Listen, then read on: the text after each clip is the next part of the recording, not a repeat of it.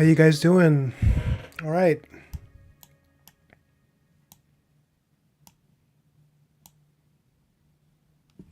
All right, I'm going to be continuing this piece I started the other night.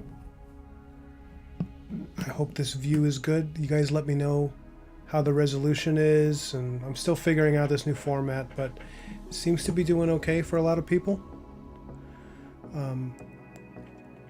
Yeah, let's hope this is good. Whoa, what's up, Johnny? Damn, how are you so fast, Johnny?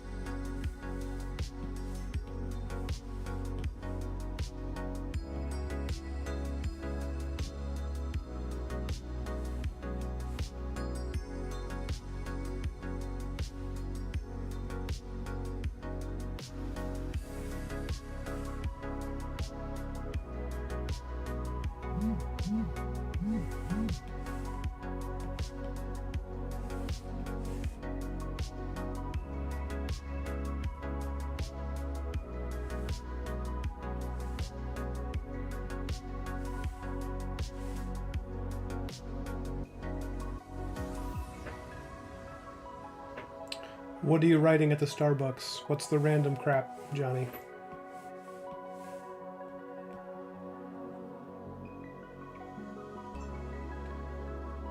I don't know if you, Johnny, I don't know if you caught my last stream with Dan, where he and I were chilling out. You actually came up.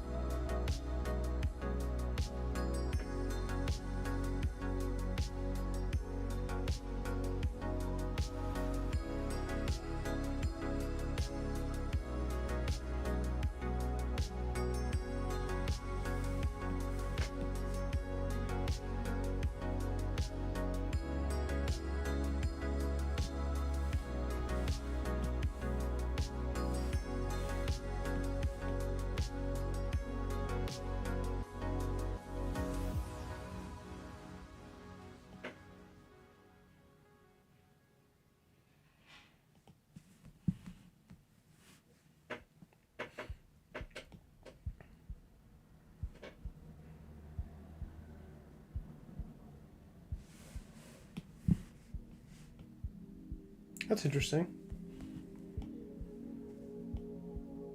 Writing in a journal from years ago. That's got to be a trip.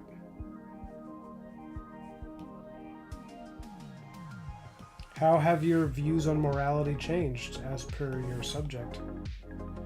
Like between now and when you first wrote that, into your journal.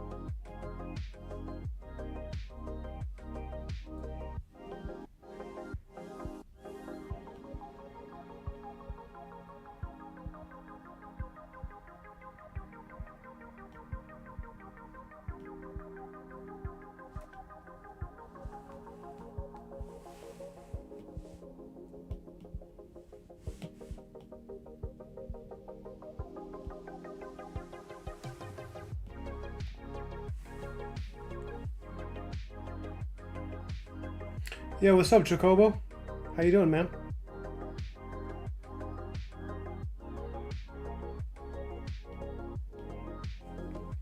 I did work on this a little bit, um, sometime between now and our last stream. This is where it is now. I worked on her quite a bit, and but then I decided I would save the rest for a stream since you guys were there when it started. You probably would be interested in seeing how it ends, like how I get to the finish line of this one. I'm kind of curious myself, actually. you know.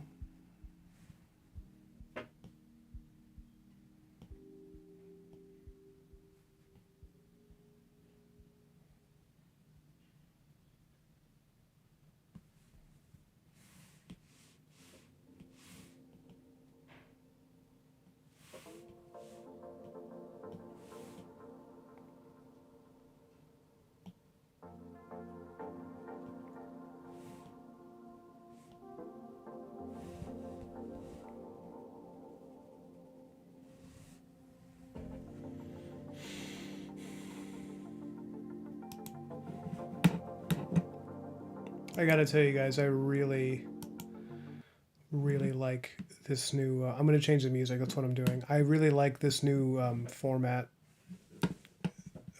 with the camera like facing what I'm drawing, because now I can change things on my screen without having to worry about like all the stuff popping up on my screen that people could see, any NDA work or just like private emails or just whatever. you know let's see, this is some atmosphere. All right, this is cool.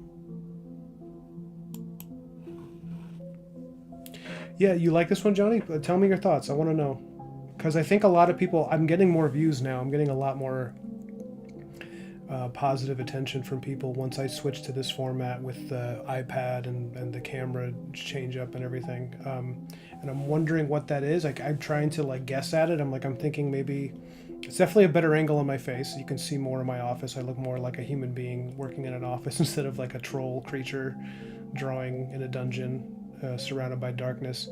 I also I suspect that there's something more enjoyable about seeing the hand of the person drawing instead of just like a screen with a disembodied cursor, just kind of like.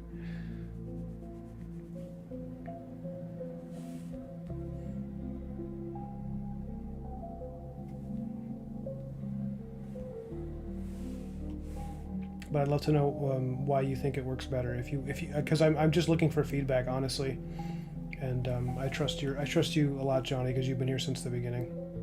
But anyone else who has feedback on it, who's seen the change in the format, please don't hold back.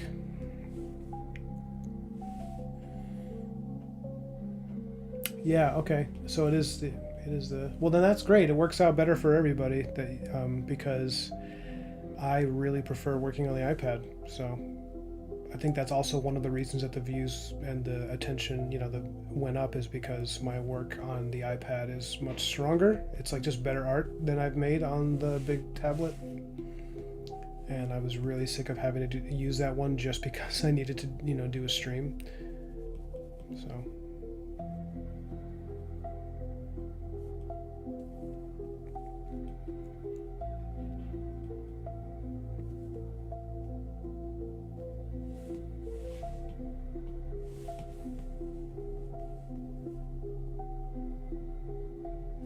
So I randomly picked on this atmospheric music that has a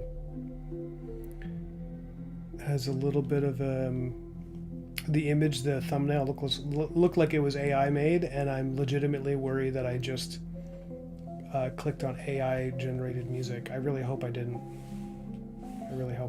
But I've more than once clicked on something. I've been like, oh, this sounds cool, and then found out that it was just made by like an AI algorithm, and I'm just like, oh. I don't want to be a pilgrim about this stuff. I want art made by people, please.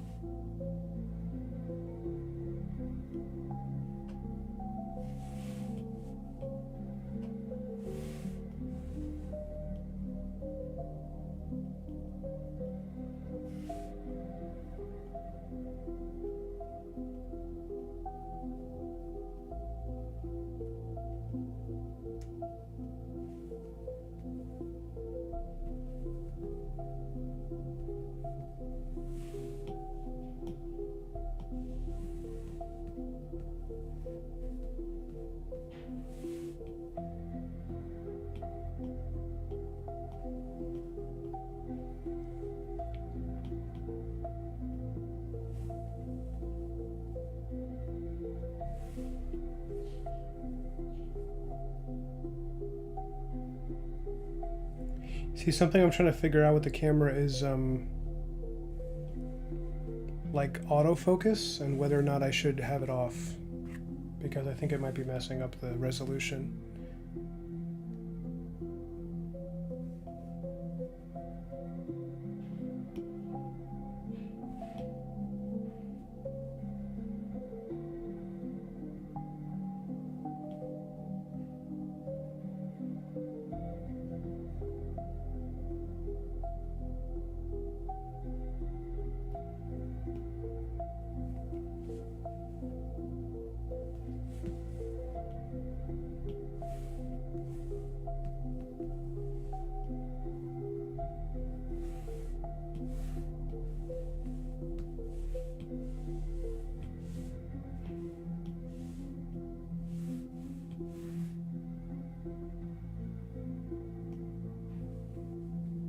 Or you know what? I'm going to use system preferences and I'm going to move this tab to this side. Can I do that? Bear with me, guys. Actually, let me...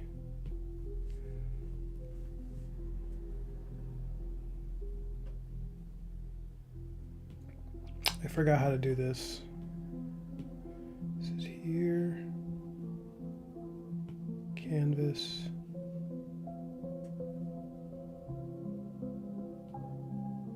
Ah, here it is.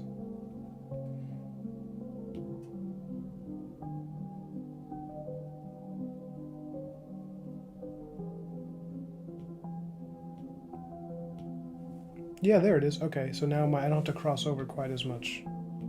I should have been doing it this way anyways. I don't know why I had it switched to right-handed.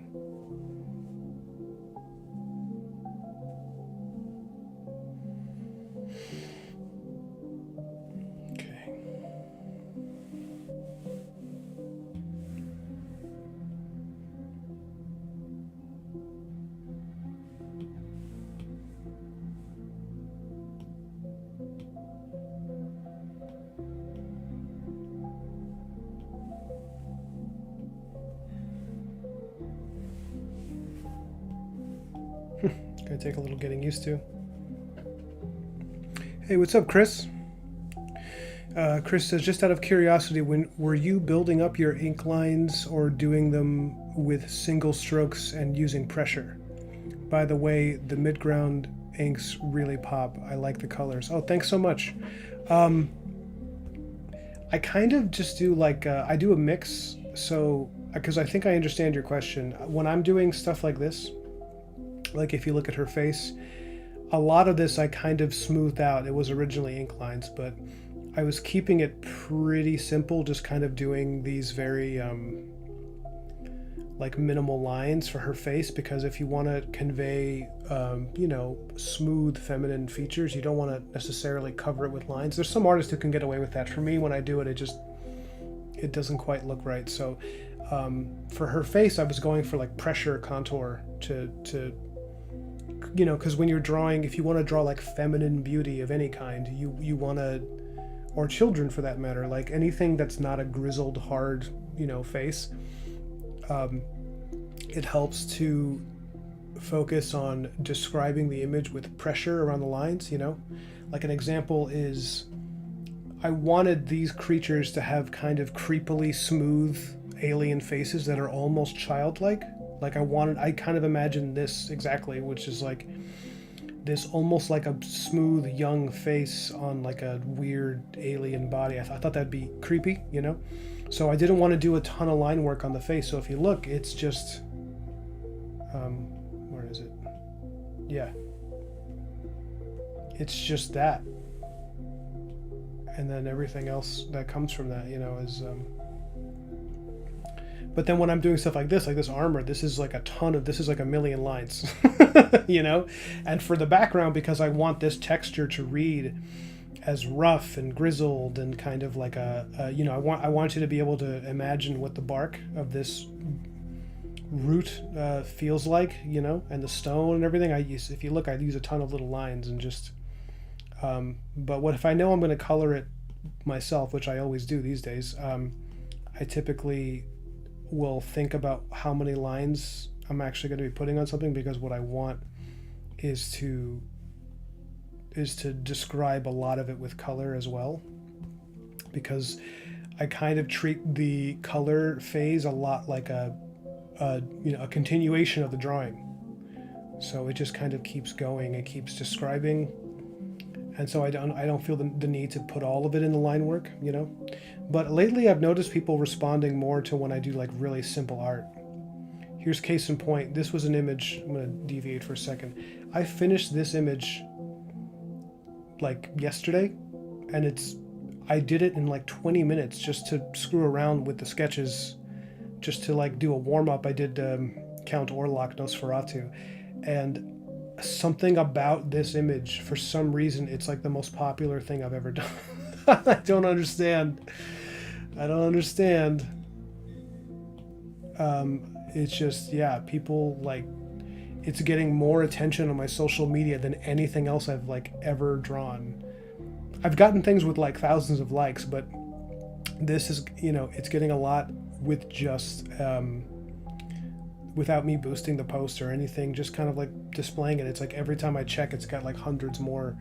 And I'm wondering, I've been having a bit of an internal discussion with myself of like, okay, maybe this style of art that's fast moving and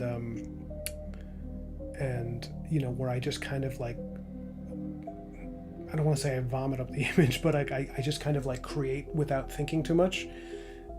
Maybe that's a good direction for me to go in, because this was literally like 20 minutes, this drawing. And I threw some textures and some nice warm colors, and people respond to it way more.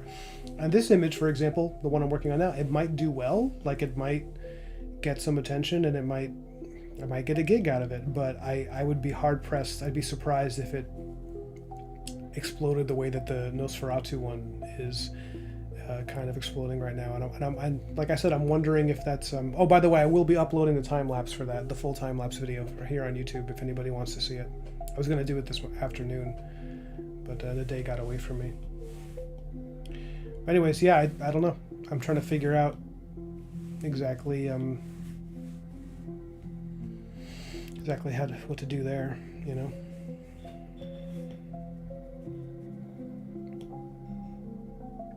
I've been wondering, am I just one of those artists that like really should be should be assuming that people are not necessarily, following my work because they just love all the detail, because there's people doing all that already. So maybe what they want is the energy, But something that Dave Raposa talks about on his streams, which I really agree with, is that artists need to remember that your career can be really good if you're not making art for artists. If you're making art for people who are not necessarily artists, who are just viewers or enjoyers of it, your career, I think, I don't want to misquote him. It was just this idea of like,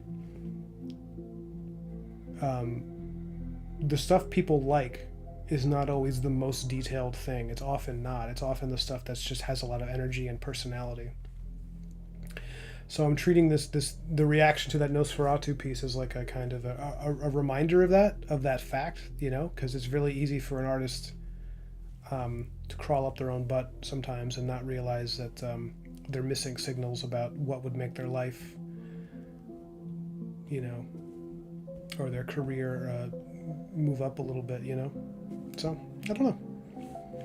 Right now I'm trying to split the difference between those things. I'm like, okay, I'll just...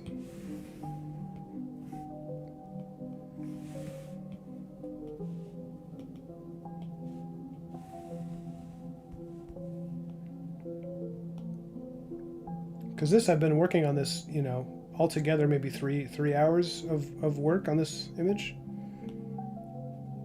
And it's unlikely to get this, I don't know, maybe it'll, but it's just one of those things where I'm realizing the amount of personality that I put into a piece is really the main indicator of its success, And I don't just mean monetary success, I also mean like the success of like eliciting a reaction from people,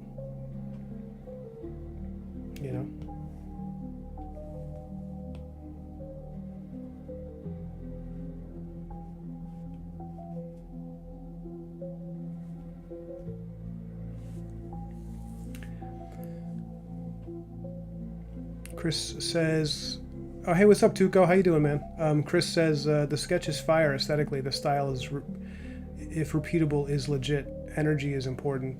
That's a good way to put it. Thank you for that. Kyle Martin, how are you, sir? He says, what's up, Ryan and everyone? Ryan, love to see you working that iPad. I can use mine for sketching, but still haven't got a great workflow for painting and coloring. Oh, man, yeah. Are you, do you have I'm assuming you got Procreate on it. So it's not, what do you chiefly use for your work? Like, what's your main workflow device? I'm always interested in, it feels like this is something I should be like doing some of it, is just this idea of like, of like, I don't know how to put it, for people who are uncomfortable with the iPad, because I know artists who are like,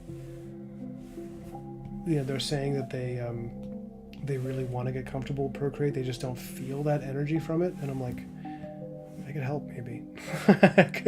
If you have questions about it, if people are like, I don't know what, something about it doesn't feel right, but I want it to, I would love to help, because I having gotten to a place with it now where I'm so comfortable with it, it's been just awesome. Oh yeah, you see, okay, look, I saved this layer so you guys can see the line work, because this was what it was like before, right? And then this is me painting out the lines on top, and like, yeah, there it is. That's me smoothing it over, turning it into a painting. I wanted to preserve the line work because I figured some people would want to see how I did it, And this is how I do it. I just I use the blur tool.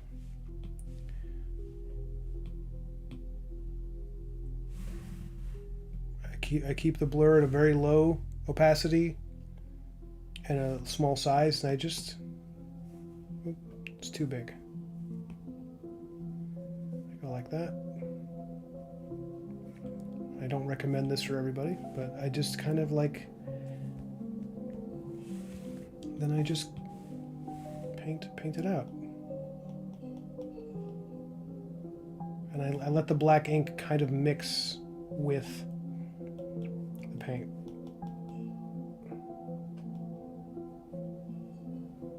Just kind of blurs together.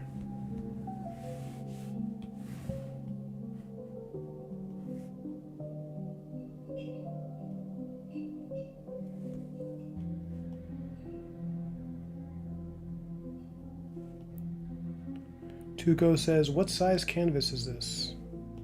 I'll check, hold on. I usually work at, I think, around 300 DPI, sometimes 600. Let me just double check. As soon as I just finish rendering this out.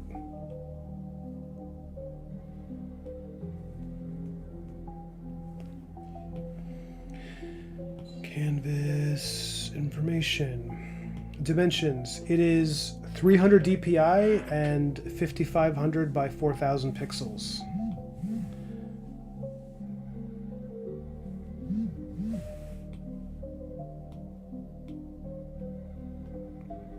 So this is one of my favorite things to do to create atmosphere and shadow. I'll start a multiply layer above the figure layer. I use a clipping mask, and then I will just start creating a kind of ambient shadow.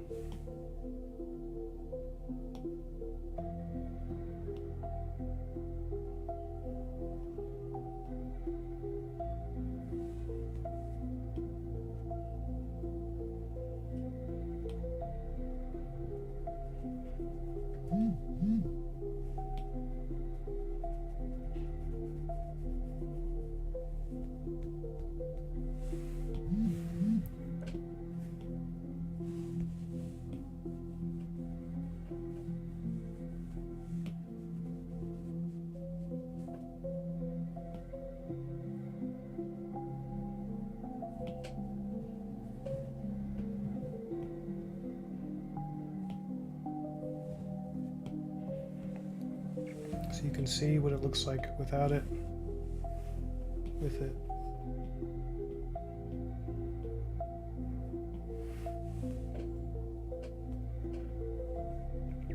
Sometimes I'll do this. I'll play with the colors to see maybe I want it to be like a really warm shadow, which doesn't really make sense, but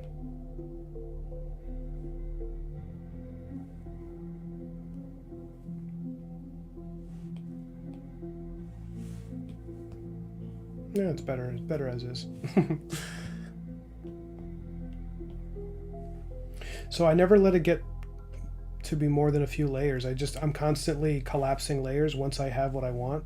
I try not to let it get more than, like, I mean, right now I have my line art layer, and then I have the extra one that I saved of the line art that's undisturbed, but then it's 1, 2, 3, 4, 5. Yeah. And then this is the sketch layer, which I don't really need. I'm just holding on to it in case anybody wants to see the sketch. But yeah, that's kind of, I don't know. I like to keep things really simple. Like I don't. That's what I'm trying to get rid of.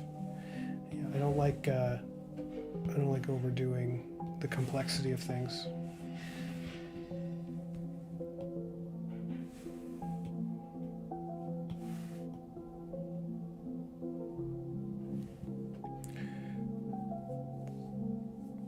Yeah, I duplicate the line work just to like have it in case because what I was doing here, this is with the original line art layer, I started smearing it out, smudging it so that I could turn it into a painting just in some areas. I'm keeping some of the line work, but then some areas I'm trying to smooth it out just to try on I'm trying, like, this is me trying on a hybrid style where it's line art and a little bit of painting and somewhere in the middle because I don't want to commit fully to one or the other.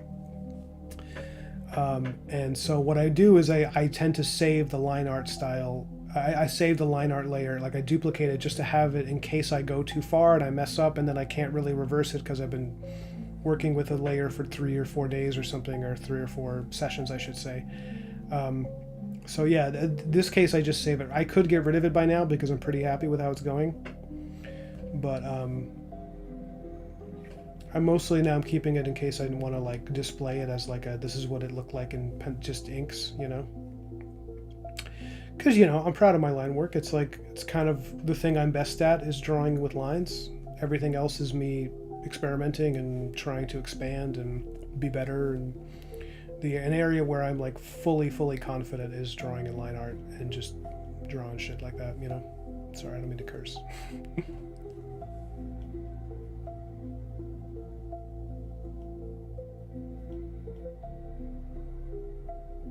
I'm gonna switch to music. Chris says, I think you were asking someone else, but I use Clip Studio Paint. Yeah. I was asking Kyle, but I'm happy to. Oh shit! Hey guys, Nick, my friend Nick is here. Let me respond to him. I'm sorry. I think I missed you, Nick.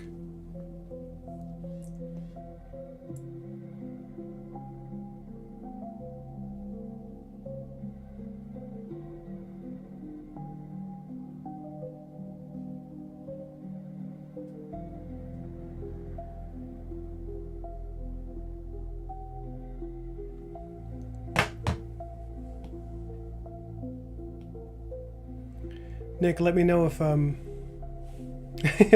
yeah, it is really nice music, right? This is just like um okay, cool. You guys ready to hear the sweet, sultry tones of Nick Philpott, as he calls me?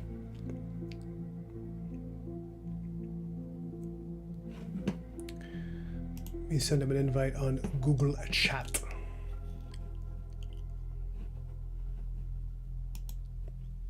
Bear with me for a second, guys.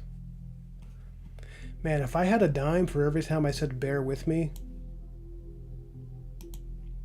I'd have at least $1.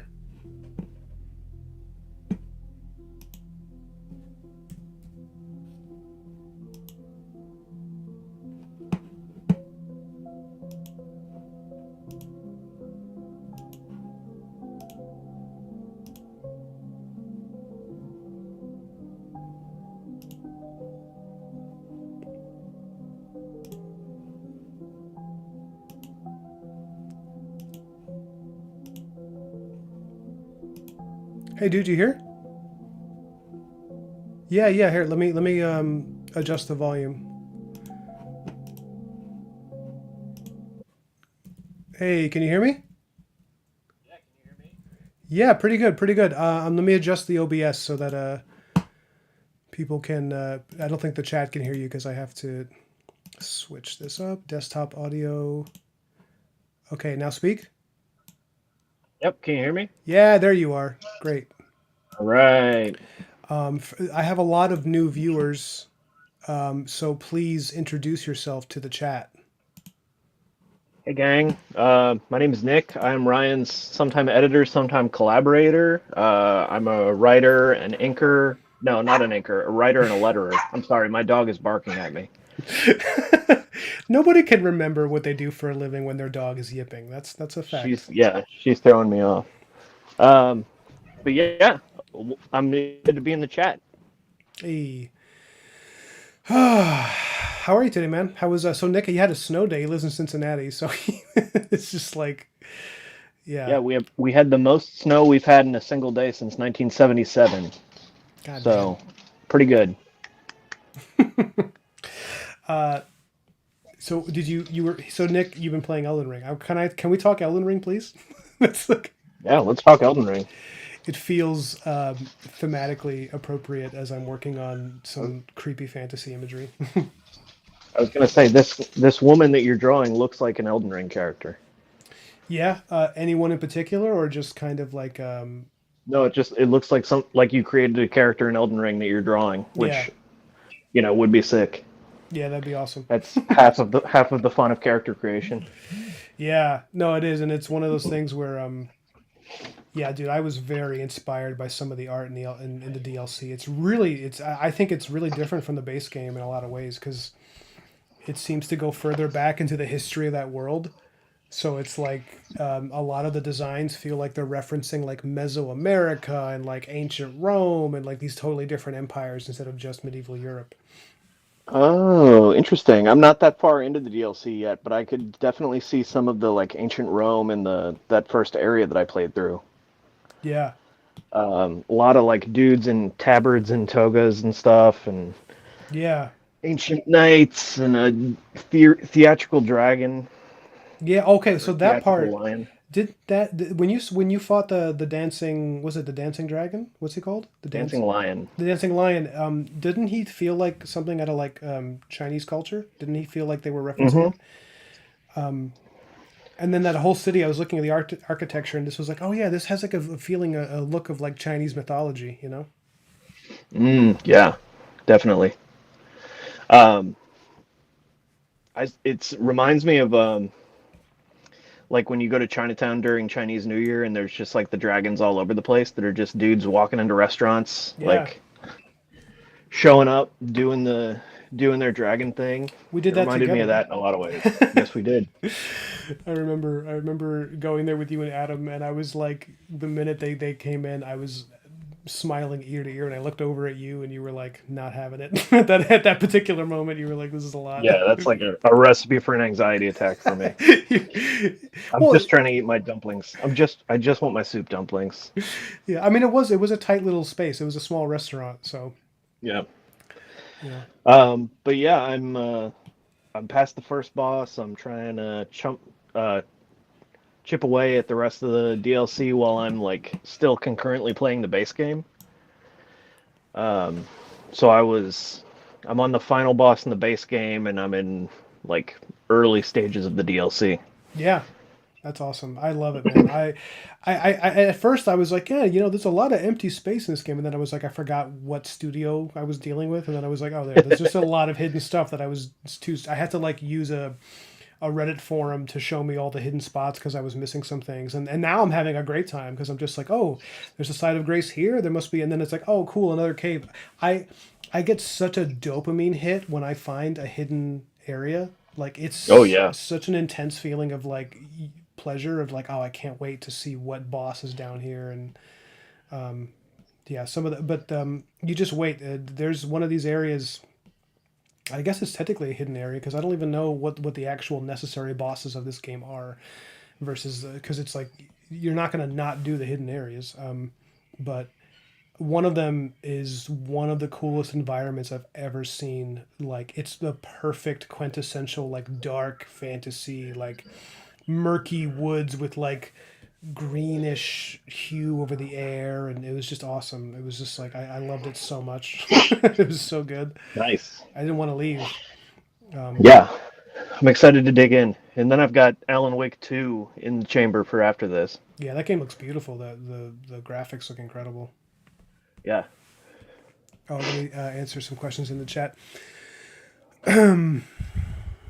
So Chris says, I think you were asking someone, but I use Clip Studio Paint. I think it's great for inking. However, it seems Procreate is better for color, or others may just be better colorists. LOL. No, I mean, for me personally, I actually prefer Procreate for inking too. I think that my line work is better when I'm using this, which is why I'm just using it full time now. Like I might even sell my big tablet. I still need Clip Studio Mm, for some things, but yeah, it's just Procreate has just I just keep getting more and more comfortable with it, and my art just keeps getting more interesting to me. And then I'll like whenever I try to use Clip, it just feels like I'm sacrificing something, and I was just like I'm done with that. So, hmm. but Interesting. yeah, yeah, it's this little iPad. It's like so natural for me. It's crazy because I have this big 24-inch tablet and all this stuff, and it's just like I use it and I get frustrated because there's Sure. something about Procreate, and I've been talking about it on my streams because I've been so annoyed that I haven't been able to stream with the iPad until now. I this is like a Oh, cool. this whole stream is the product of a new setup. I had to buy an extra camera. I had to get a monitor until I could but yeah, Nothing like the Christmas upgrade. yeah, that's where oop, I'm getting I'm getting a lot of scam calls lately. Hmm. Let's see. Sorry. Probably people who are trying to pick you up for a heist. That's probably what it is. Yeah. It's Uh-huh. my old friend Scam Likely. Mm. Tuco My says, wife gets a lot of calls from him too. "Oh yeah, oh, really? Damn, God, Yeah. that guy gets around." Tuco says a warm shadow can make sense depending on light source and time of day. Oh yeah, yeah. Because earlier I was doing a warm shadow, but it didn't really work for what I was doing because the image is so cold. Tuco also asks, is there a good art book for Elden Ring? There is, and I've ordered it, but I got it off of Thrift Books. So it's much cheaper because it's like used books in good condition. And the price you pay for that is that the book arrives whenever it arrives. So I ordered it like 3 months ago. and Mm. and it still hasn't arrived yet. And I keep getting notifications where they're like, it's coming. You just wait. You just wait. Apparently they were super backlogged after Black Friday. Oh, that'll do it. Yeah. Yeah, yeah, because everybody, I mean, all the art nerds are like, Black Friday, I'm going to order Elden Ring, and then it's like me and 6,000 other people probably. Yeah. He says, I got so lost when I started Elden Ring, I will need to find a good walkthrough that helps the noobs. Oh, the wiki that they have, the like Yeah, Fextra Life or whatever, is really helpful. yeah, The Reddit tends to be a lot of dudes that are like, I just beat the game, now what? Which yeah. is like impressive, but not that helpful. I do enjoy some of the memes that get posted though. Oh, the memes are good. The memes are quality. Um, but yeah, I also saw that you did that Nosferatu illustration the other day. Thank It's pretty you. sick. I appreciate that. I actually was just talking about it because it's like maybe the most popular piece I've ever done. like in my whole, Oh. dude, because like for me to get 300 plus likes on an image, that's because I like I boost it sometimes, and because social media is I'm just still getting used to it, and Hmm. this is the first time that I posted something, and well, I should say I've had things with like thousands of likes, but this was the first time that I spent 20 minutes on a sketch and then saw it blow up like that. Nice. Because it really, I was just screwing around. I just was like, it was like a warm up. I wanted to try on this like, so now I'm having this like internal conversation about whether or not I should adjust my style because it's clearly people respond. This is not the first time people have been responding a lot to things that I draw really quickly, as opposed to things that I'm Mm. like lovingly painting something over the course of a week and it doesn't get the same amount of like kickback. So Maybe a mix. You do some sketches of like the more popular stuff that's like Nosferatu's in the conversation right now, as it were. yeah, that's what Malka said. Very, very hot in the zeitgeist.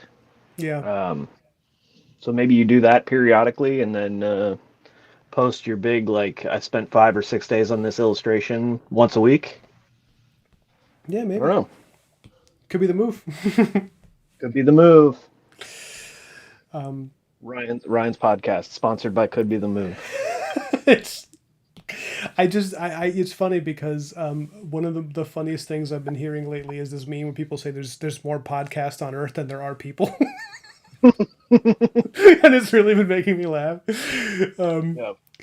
Because it's just like there's so many podcasts that are just like it's just like some random guy with headphones with like 50,000 followers. I'm like, how did this guy become anything? Like, why? That's that's our Library of Alexandria. Just podcasts on podcasts. Yeah, like centuries after our civilization collapses, they're gonna be like, they had so many guys talking about protein shakes. These people were obsessed with creatine. Yeah, and there's been like ads. Oh god, this is the cringiest shit. Is ads that I've seen on like Instagram that are trying to sell me like health stuff, Hmm. and it's an ad of a guy talking about what is great about this product, but they'll try to make it look like it's a clip from a podcast interview. Um, It's so cringe. Lovely. Yeah, it's so cringe. It's like, it's like imagine me right now with these headphones, the way I am, like I look like I'm in a podcast, like I'm sitting across from like some I don't know, some guy, and like it's like someone doing that and being like, "Yeah, I found this supplement, man, it really changed everything for me." Blah, blah, blah. And it's like there's no one in front of him. He's looking at someone who's not there. It's made He's looking at you. You're yeah, the implied guest on the podcast. it's horrifying. Like they want you to think he was a guest on like Lex Friedman or something, but he's actually just like a guy sitting at a studio staring at a wall in the corner. He's a New York actor that wanted to make union scale for a day's work. True. That's Yeah. exactly it. Tell me more of your thoughts on Nosferatu. I know that we talked a little bit about it, but Oh yeah, yeah. That's actually the initially what I wanted to chat with you about. mm, Okay, so something I loved many things about it. I thought it was maybe his best movie so far, Eggers. I mean, ooh, okay. the thing I think I love the most was that he completely avoids, in my opinion, he avoids modern tropes on Mm, like so many versions of Dracula or Nosferatu in this case, which are interchangeable characters to some extent. sure. So many versions of it, they do a very like modern take on it, where it's like he represents like sexual liberation of some kind, and Hmm. Victorian society is so stuffy. And instead, what Eggers does, which is what Eggers seems to always do, is he writes he tells his story largely from the point of view of people that lived in that time and like their values. So Mm, and so instead, it's like it's the original intention of what Dracula was meant to be, which is like he's not a symbol of sensuality and freedom. He is a grotesque, predatory, like sexual parasite. He's mm. disgusting. He's disgusting.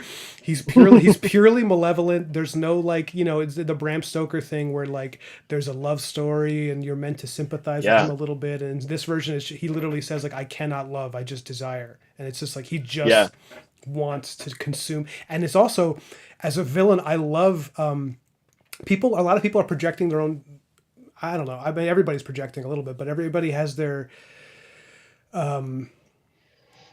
own like take on the movie, and a lot of people are they're glomming to certain themes that it feels like they're acting as it's like I don't know. Sometimes people say things. I'm like, did you watch the movie? Like people are still saying like he represents like Ellen, Lily Rose Depp's her character is like hesitant to marry Thomas, and he represents that doubt. And I was like, you're not watching the same movie I'm watching. Like she loves her husband quite a Yeah, bit. yeah, she does. There's no I like, yeah, go ahead. I back to backed Bram Stoker's Dracula with Nosferatu like within 2 days. Whoa. Um, it is staggering to see the difference in like Gary Oldman is handsome. Gary Oldman is um like a sexual invitation to anybody that he meets. Like even Keanu Reeves at a certain Yeah. level, he's like trying to bang. Um, but it's funny to watch Bram Stoker's Dracula and be like, oh, every woman that they're like, this woman is having a fit. I'm like, that woman is having an orgasm, dude. You look at them. This is like when Harry Met Sally levels of like, Yeah, yeah, ah. yeah. Whereas Lily Rose Depp is very like, um, much more restrained. Like it still is sexual in its own way of like, they're naked in bed and they're et cetera, et cetera. But Yeah, I don't want to spoil the whole movie. But sure. yeah, there's a certain monstrosity to Nosferatu that I really liked. Like for part of me was really waiting for the moment when Bill Skarsgård got handsome, Yeah, never comes. and it never comes. He's just ancient and repulsive throughout the movie, and I was like, I dig that. Yeah. That's great. His only Um, his only two versions, he goes from like decomposed like grayish corpse eyes to like dark black eyes. And that's it. mhm. Those are the only real differences in his appearance. Sorry, continue though. I'm also intrigued. There was an interview I read with Eggers a couple years ago when The Northman was coming out, Hmm. where he was like, I wanted to get penises in this movie and I couldn't get them. Like that final fight in The Northman when they're like on the volcano, he was like, I really just wanted two naked dudes fighting each other on a volcano. Like swinging hogs, you know? Yeah. And I was like, okay, there's a certain like animalistic purity to and he tried to have like some sexual metaphors in the lighthouse that like, obviously the lighthouse is phallic. He was trying to make that very explicit. Hmm. And then I noticed in this one, you got to see it like just the outline of Nosferatu's hog, and I was like, he got it, His he did hog. it, man. His hog. His undead hog. Yeah. You're talking about when he jumps out of the grave, right? When he's Yeah, yeah. terrifying scene. Well, it makes it more scary. I think he's right to suggest that the nudity makes it more like frightening because it's like I don't know. It just makes him seem more like a wild, horrifying animal. Like he's Yeah, and it's like right before Thomas gets chased out of the tomb by giant ass dogs. Dude, that scene is so well filmed. I was legitimately really, I was like afraid. I was watching it and I was like, I think I'm hiding behind my shirt sleeve a little bit.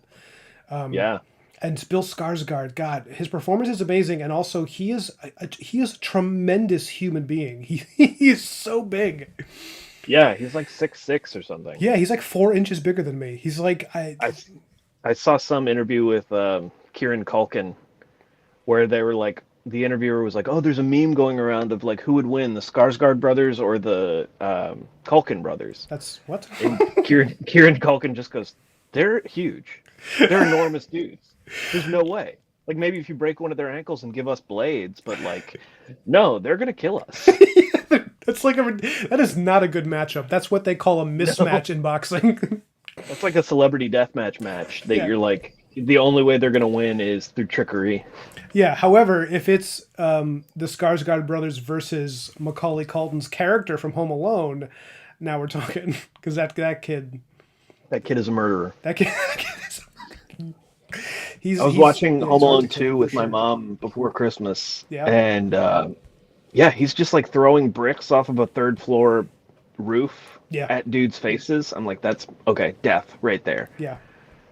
And Yeah. he hits Marv like 4 times with a brick. I'm like, Yeah. dude, you are really trying to kill that guy. Yeah. I want to see the Home Alone like 3 or 4, whichever one they're on, where it's just Marv in his old age, like dealing with like having horrible, like he's super punchy and he has it's like an aging boxer who has just a I used serious to be handsome, but not no oh, more. look at my face. Mr. Science Snake says, I guess because we were talking about those podcasts, he says, "Have you checked your T lately?" I have checked my testosterone. Mm, Have you I checked have not yours? checked mine. There Apparently, are a lot of like men's health places in Cincinnati that are doing the free, like, come get your testosterone checked, and if we have to give you testosterone today, your appointment's free. that's crazy though. They But, shouldn't be offering it on the yeah. spot. That's like that is a hormone. That is not. Yep. Yeah, no, it's because like once I don't they don't tell people this that much, but once you start taking exogenous testosterone, you unless you only take it for a small while, there's a good chance you'll have to take it the rest of your life. So you shouldn't ever take it. Anyone listening to this, you shouldn't ever take it unless you know there's no other way for you to fix your hormone problems. But for most people, Right. you can fix it with just But yeah, no, I have Clean living. yeah, I checked mine recently and I'm in a pretty good range. My free test to answer you, Mr. Snake, even though I know you probably weren't asking that question sincerely. My free test was it was like 850, which apparently the average for men right now is like 5 or 6. So, Mm. but at the high range, there's some guys who I used to know from boxing. Like I would go from 850 to like 1,000. There were some guys who were like 12 to 1,500. Like and Those are the alphas. you would think they would be like the most raged out dudes I know, but they were like the most calm, like way calmer than me, like just way more like they didn't care about anything. And it was like it turned them into a panda to have like the high test, I guess. Probably because it's There's like, something appealing about that. yeah, no, I think it's just like the confidence you get when your testosterone's that high. You just like nothing bothers you because you just feel like some lion sleeping on the Serengeti, just laying down in the grass. You're just like, I don't care. But I don't know what that's like. On a scale of neuroses, I'm about like a 3 or a 4. I think I'm sitting comfortably at about a 7. Yeah, you're about a 7. I think Adam is a little more neurotic than you. For anyone who doesn't know, Adam is our other friend. Yeah, Adam is more anxious than I am, but I think I get more depressed than Adam does. Yeah, sure. Oh, thanks, Excuse me. Kyrus. He says great painting. Thank you so much. I think this might be done, guys. Chat, let me know what you think. I think this might be. I think this is kind of what I Chat, is wanted. Ryan cooked? I cooked. Because if it is, I'll go Nice. on to. I'll work on my. Actually, maybe I should end it soon because we're probably gonna have dinner in a little bit.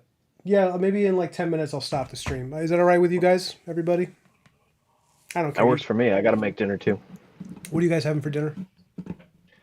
Cincinnati chili, God, spaghetti with chili and cheese on it. I might cut up a little bit of a red onion too. Cincinnati chili on a chilly Cincinnati day. I didn't even think about that. God, Wow. This is why you're Oh, a more prolific writer than I am. this is all the evidence you need of my profound gift of prose. Cold says he cooked. He goes, I think that's his first comment ever in my stream. I think he's been a lurker up until now. You prompted that. Hey, what's up, Krista? KM Carter says, I like it. It looks great. She was on my last stream. She's a good friend of mine who calls in sometimes. oh, nice. I'm basically hosting a talk show for creatives. That's really what this is. Ooh, She says she's gonna have whipped cream for dinner. okay. Just a big ass bowl of whipped cream. Just a dairy dinner. Yeah, that's awesome. Oh, thanks, man. Yeah, he likes the texture of the monster shoulder. Oh, but I want to talk to you a little more about Nosferatu before we sign off for the night. And while I do it, Yeah. I'm going to display this image of Count Orlok's menacing face. I feel like the theme of the villain is a kind of he doesn't, because people are like, some people are saying it has like Christian undertones, which are obvious, but some people are saying there's feminist undertones, which are also very obvious. I think he represents misanthropy. Like he hates humans and he hates life. And if you really look at like the opposition, which are our heroes, our protagonists, everyone who is sympathetic seems to represent a form of just like natural life, like the mom who keeps having kids with her husband Oh, because they're sure. very much in love, and even though he's kind of a dick, they have a pretty good relationship. At least he's really respectful of her, not necessarily And Ellen. he seems like a good dad. He is, yeah. He loves his children. I mean, like there's no I love that there's no tropes in the movie. There's no like dumb Yeah. stereotypes. Everybody's like feels like a three-dimensional person. I was definitely reading like an old Christian Seven Deadly Sins gluttony kind of thing Mm-hmm. with Nosferatu with Orlok, I guess. Yeah, yeah, Because he even has that line of like, "I am an appetite," which is such a good metaphor for a vampire. Like he's not a person; he is an appetite. yeah, yeah. I agree. My I wife's been doing like a vampire uh, like properties watch this mm-hmm. year. I don't know what put her onto it, but she did like True Blood, and then she did Buffy the Vampire Slayer, and she's been watching Bram Stoker's Dracula, and we watched the '70s Nosferatu the other day. Um, How was that? but yeah, it's good. I mean, it's Werner Herzog, so it's very weird. It's very. One of my friends was pointing out that it's very rodent-like. Like Yeah. he's much more of a vermin in that take. Mm-hmm. Uh, but yeah, there's just such a like. We watched a little bit of Twilight today. I watched the baseball scene from Twilight because I love baseball, and I was like, I got to see this. Oh no, Um, are you okay? You watched the baseball scene from Twilight. Are you all right? Did it hurt? yeah, no, I'm good. I'm good. It hurt a little bit. It was like, why can't we get these guys in the majors? Uh, Well, but one of my favorite quotes from a film critic from when that movie came out. They said, "This is one of my favorite like sound bites," and you can tell that they had something special. He said, the phrase "jumping the shark" should now be replaced with "the vampires are playing baseball." yeah, Uh, I mean the setup for that scene is hilarious. It's just like Robert Pattinson puts a baseball hat on Kristen Stewart, and she's like, "Vampires like baseball," and he's like, "Well, it's the American pastime." And then all of a sudden, there's like a 15-minute baseball scene. yeah, Um, but yeah, we've really been like crossing the streams on vampire media this year, and I really thought Nosferatu was a standout. yeah. No, I thought it was a great movie. I like. Okay, what project would you want to see Edgar's tackle of, like, because he obviously just wants to make historical genre films. Like what would you have him do? Honestly, part of me would have rather seen Eggers do the Odyssey than Nolan do the Odyssey. Sure, I could see that. Yeah. Um, but I would love to see Eggers do like a 1920s like In the Mouth of Madness kind of H.P. Lovecraft story Oh and my try to kind of God. Yeah. reclaim it from some of the racism and stuff. Um, that would be cool. I just like every project that he announces, I'm like, that seems like an awesome fit for this dude. Yeah. Um, Ever since I saw The Lighthouse is probably my favorite of his four movies so far. Man, that's a really good point though that he would yeah, I mean I'm really actually looking forward to Nolan's Odyssey.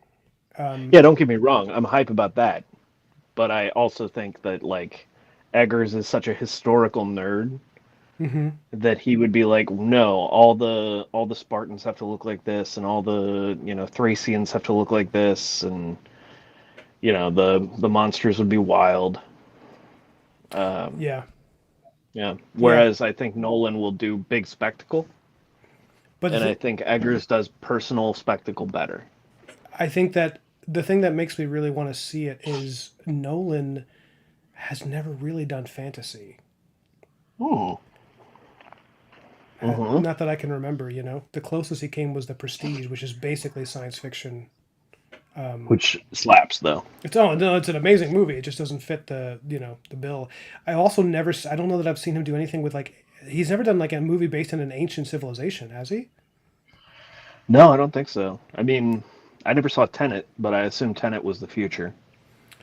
It's based in the Uh, modern day. The whole thing is not really. It's just like mm, I mean, there's a future in it, okay. but that's not really the nobody really talks Okay. about. Nobody really shows it. Yeah.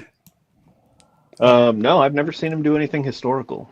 I mean, there's a chance that it'll be incredible, and there's a chance that it'll be Oliver Stone's Alexander.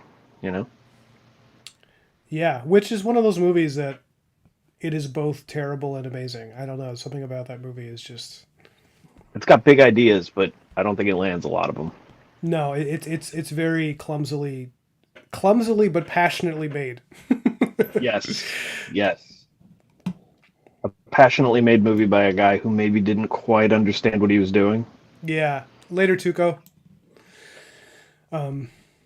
Yeah, that's. I mean, it's and he did the thing where he kept re-editing it to try to get that perfect version of it, Mm, which is something yeah. I really respect, but also like There was also like a weird Greek fatigue at the time. There was the like Alexander and Troy and Kingdom of Heaven's not Greek, but for some reason it comes up in that same time period for me in my recollection of like, yeah, we're gonna do big, epic, like historical movies, yeah. and I feel like not a lot of them paid off. Well, there was an article written in like Entertainment Weekly that same year that said, "Please, no more sword and sandal epics." Or no, I'm sorry, it was Mm, no more sweeping sword epics. That's what they said mm. because it was like after Gladiator in like 2099. Oh, sure. It was like everybody was just knocking them out, and Did you see Gladiator 2? I did. How was it? I don't think it was very good. Mm. I don't think it was. It wasn't a terrible movie. If it had just been a movie by anyone else not called Gladiator 2, would have been fine. But because it's a sequel to Gladiator, the whole question you're asking the whole movie is like, does this really require a sequel? Like, is this? Yeah. And it's like, the question of necessity is I often don't like when people say that like did this need this because it's like it's art none of it's necessary like nobody asked for Blade Runner and then they made it and it was like Yeah. but with this movie I mean literally like this story is better if you let people just sit with the ending of the first movie like doing a continuation where Rome is in trouble because of another psychotic emperor 20 years after the first one is so lame. It's Yeah. so you like and and it's like the same woman is involved and she's in the same position where she's trying to free Rome secretly talking to a gladiator. It's just like but Yeah. anyways, listen guys, I gotta sign off because apparently dinner's ready. Yeah. Dinner time. All right, I love All you, right, dude. dude. Thanks for Wonderful calling in. talking to you. Yeah, Yeah. let's do it again, man. Yeah. See you later, stream. Bye. Later, buddy. All right, guys, I'm signing off for the night. Thanks for hanging out and just being a part of the action. I'll probably do another one